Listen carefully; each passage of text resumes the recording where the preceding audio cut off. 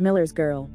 The story kicks off with Cairo being excited about starting a new class where she'll meet her new teacher, Jonathan Miller, who is also a writer with several books under his belt.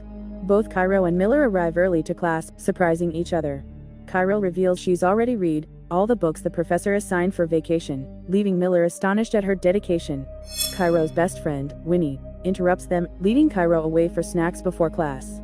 Meanwhile, Miller, curious about Cairo, checks her books and discovers she also reads erotic romance novels. His colleague, Boris, joins in, reading a few lines from one of the books. Further investigation reveals Cairo also reads Miller's own romantic novels, much to his surprise. After class, Miller returns home, hoping to spend quality time with his wife, Beatrice, who is swamped with work. Despite her busy schedule, she gives him some attention, making for a promising evening. However, their moment is interrupted by a phone call, leaving Miller disappointed. The next day, Miller and Boris chat about life while enjoying coffee outside the school building. Rumors of ghosts haunt the nearby woods, supposedly lurking close to the path Cairo used to take to school daily. But Cairo's disappearance is overshadowed by Winnie's bizarre attempt to seduce Professor Boris. Claiming she needs his help to enroll in physics, Winnie's ulterior motive becomes clear. To Cairo, Winnie prefers women. Back home, a heart-to-heart unfolds. Cairo, burdened by her lack of exciting experiences, confesses to being the ultimate good girl. Winnie, ever the instigator, proposes a daring experiment, explore forbidden relationships, like student-teacher affairs, for a story worth telling. Cairo scoffs at the idea, especially considering Winnie's likely goal, Professor Boris, not some random fling. Winnie then throws another name into the mix, Professor Miller. She's noticed his lingering gaze, suggesting Cairo pursue him instead. Initially amused, Cairo soon concedes the potential of Winnie's outrageous plan. Now, engrossed in Professor Miller's book, Cairo finds herself drawn to him in a way she can't explain. Professor Miller seeks Cairo out after class. He invites her to a Saturday poetry reading, convinced she'll love it. He also praises a recent writing of hers, impressed by how she internalized the material. Recognizing her talent, he proposes a challenge: write a short story mimicking her favorite author. If it's exceptional, she'll pass the entire semester. Cairo, thrilled, accepts. She surprises him further by revealing she's read his books. Leaving him speechless, she quotes a passage mirroring his earlier praise. Delighted, Miller shares it's his first and most cherished work. He admits writer's block since marriage, lacking inspiration for another book. Cairo, sensing his discouragement, playfully challenges him to write again. Days later, Cairo attends the poetry reading. Not just for the poems, but with the secret hope of seeing Miller. He arrives too, and they both relish the evening immersed in verse.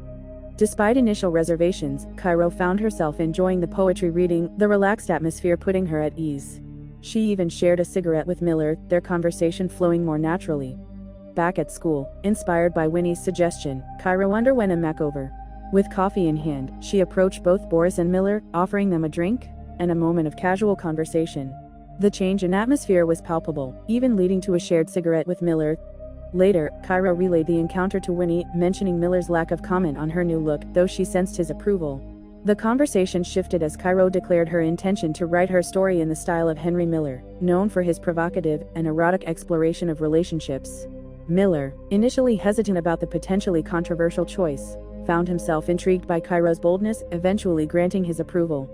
With Miller whisked away for a weekend trip with his wife, Cairo found herself alone with Winnie.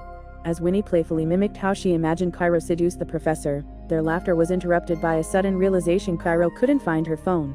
A nagging suspicion arose: could she have left it somewhere unexpected? The line between reality and Cairo's writing blurs. Desperate for her phone, she dials Miller's home number. To her surprise, he answers, admitting he accidentally packed it. Relief washes over her, but it's short-lived. Miller reveals he hasn't left yet due to his wife's work delay, and disturbingly, suggests he knows where Cairo lives. Anxiety nudges at Cairo, as the storm rages outside. The phone call ends with Miller offering to personally deliver the phone, and soon, headlights pierce the rain, revealing Miller's car. A tense silence hangs in the air, as they stare at each other. Then, in a moment of electrifying confusion, Cairo finds herself locked in a kiss with her teacher. But is it real? As Cairo sits at her desk, diligently working on her Henry Miller-inspired story, the one assigned by Miller, doubts cloud her mind. Did the kiss truly happen, or was it simply a scene playing out in her fiction? The answer remains elusive. Hours later, Cairo sends her completed story via email. Meanwhile, across town, Miller, forced by his wife's demands, seeks privacy in another room. There, he reads Cairo's work, a story that mirrors their own forbidden connection, only intensified. A thrill courses through him as he devours the words, blurring the lines between reality and the student's captivating narrative. The next morning, Cairo anxiously waits for her teacher in the classroom, and asks if he's okay. Miller, visibly angry, discusses the story she wrote, deeming it inappropriate, and demanding she write a new one about war. Cairo refuses and challenges Miller to explain why her story made him so uncomfortable. Miller insists he won't accept her story and warns of failing her if she doesn't comply. During their argument, Miller emphasizes their relationship as strictly teacher and student, regretting assigning the creative writing task.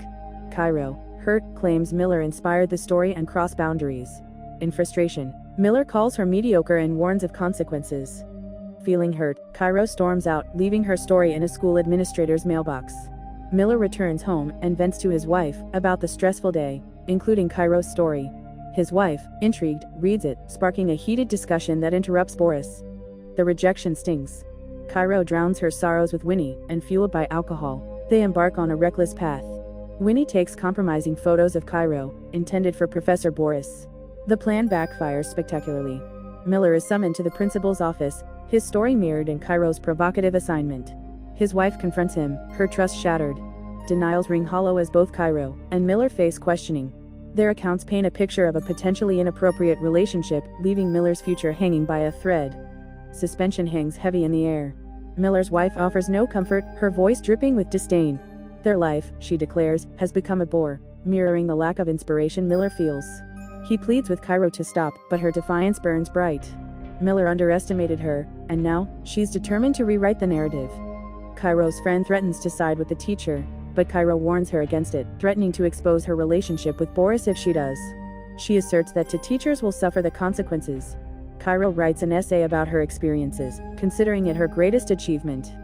Despite personal and professional turmoil, Miller finds inspiration to resume writing, after many years. The final scene shows both characters facing each other, likely at a school hearing that will determine the teacher's future, concluding the story.